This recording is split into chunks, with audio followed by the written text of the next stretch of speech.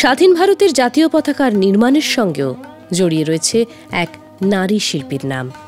তিনি বদরুদ্দিন ফয়েজ তৈয়বজির স্ত্রী সুরাইয়া তৈয়বজি।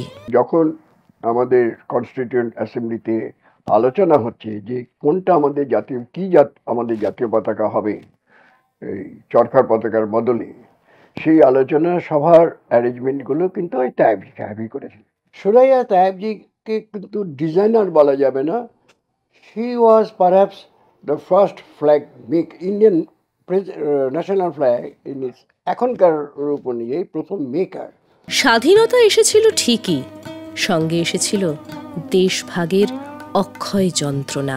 বাসন্তী দেবী, উনি নদিয়া যখন 18ই আগস্ট আবার ভারতবর্ষে হলো, ভারতবর্ষে ফিরে এলো, পাকিস্তানে রইল না, she was given the first chance to hoist our flag replica.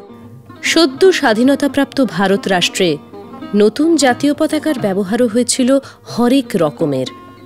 ডাকটিকিট, পোস্টকার্ড, বিজ্ঞাপন সবকিছুই নতুন রূপে সেজে উঠেছিল তেরঙায়। স্বাধীনতার প্রথম বছরে যেসব দেশলাইগুলি দেখা গিয়েছিল তার কয়েকটি নমুনা। কিছু কিছু লেভেল সেখানে নানা রকম অ্যাডভাইস এসেছিল যে আমরা তো স্বাধীনতা পেয়ে গেছি, কিন্তু আমরা কি ডিজার্ভ করি।